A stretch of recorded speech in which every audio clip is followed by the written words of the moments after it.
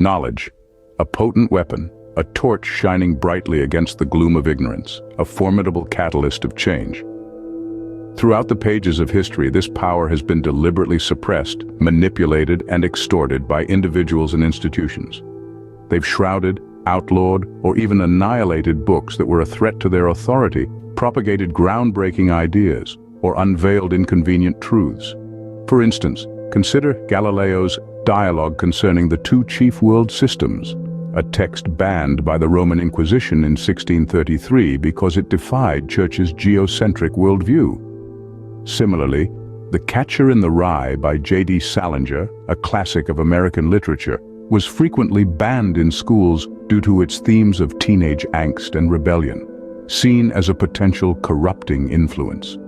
Moreover, Russia during the reign of Joseph Stalin was a place where books were not just banned but burnt, like Mikhail Bulgakov's The Master and Margarita, for its satirical critique of society. In the time of the Chinese Cultural Revolution, countless ancient books and scrolls were destroyed in an attempt to rewrite history and culture. So let's journey further into the narratives of 10 such proscribed books, symbols of forbidden knowledge that were kept hidden from mankind for generations. First, we embark on a journey back to the 4th century BC, immersing ourselves in the profound works of the philosopher Socrates. Although himself didn't pen any books, his thoughts and teachings were diligently recorded by his students, most notably Plato. In the heart of Athens, Greece, Socrates faced accusations of corrupting the city's youth and showing disrespect towards the gods. This culminated in a tragic turn of events where he was sentenced to death. Following this, his teachings faced a period of suppression, predominantly in Athens, marking a bleak chapter in the history of Greek philosophy. Moving ahead to the 2nd century AD, we encounter the Gnostic Gospels. These were early Christian compositions that failed to secure a place in the official canon of the New Testament. Offering alternate viewpoints on the life and doctrines of Jesus Christ, these texts presented a different narrative. Churches across extensive territories of the Roman Empire, from the bustling streets of Rome to the far-flung outposts in Britannia and the vibrant eastern provinces, deemed these texts as heretical. Fearful that these different interpretations would disrupt and fragment the unity of the faith, they suppressed these texts in every corner of the empire. Moving forward to the 16th century, we come across a revolutionary book on the revolutions of the heavenly spheres by Nicholas Copernicus.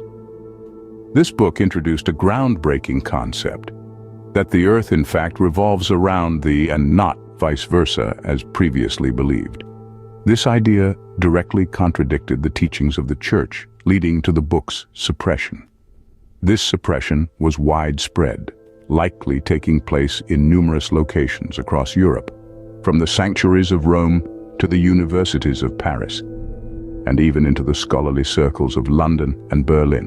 In the 17th century, within the boundaries of Italy, Galileo Galilei's Dialogue Concerning the Two Chief World Systems faced a similar fate.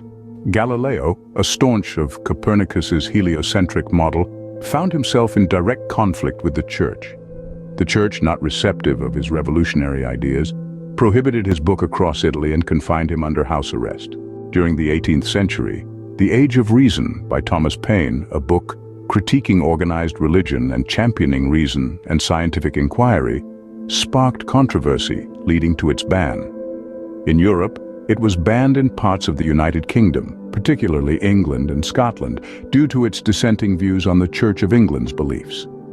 It was similarly prohibited in parts of America, specifically in states like Massachusetts and Connecticut, where the puritanical beliefs held sway. This ban was a testament to the book's challenging and revolutionary ideas in those periods. In the 19th century, Harriet Beecher Stowe's Uncle Tom's Cabin, a novel graphically portraying the grim truths of slavery, was prohibited from sale and distribution in the southern United States. Particularly, states like Alabama, Mississippi, and Georgia were notorious for enforcing the ban rigorously due to the book's potential to stir up social turmoil and dissent.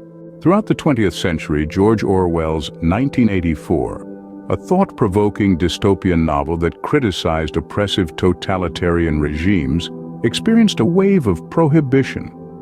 It was not just censored, but completely banned in a handful of countries. The USSR, under the regime of Joseph Stalin, and the USA, during the tumultuous McCarthy era, where fear of communism was rampant, led the charge. However, these were not the only ones. Orwell's literary masterpiece also faced prohibition in other countries, including the United Kingdom, during the onset of the Cold War, and Cuba under the rule of Fidel Castro, due to its anti-totalitarian themes. In more contemporary periods, Salman Rushdie's The Satanic Verses ignited intense controversy, particularly in the Muslim world, spanning from the Middle East to Southeast Asia and even parts of Africa. The book led to a fatwa calling for Rushdie's death. Art Spiegelman's graphic novel Mouse, portraying the Holocaust, was taken off the school curriculum in Tennessee, and Amanda Gorman's inaugural poem, The Hill We Climb, confronted attempted censorship in a Florida school. These 10 books, spanning centuries and continents, remind us of the lengths some will go to suppress knowledge. Take, for example, The Hill We Climb. This inspiring piece of literature was subject to attempted censorship within the confines of a school in Florida. However, it stands as a testament to the power of words and ideas. These examples underscore the importance of freedom of expression and the dire need to uphold intellectual freedom. While we've come a long way in this regard, the struggle continues. In the face of censorship and suppression, such as that faced by The Hill We Climb in Florida, the quest for knowledge endures, as powerful and indomitable as ever.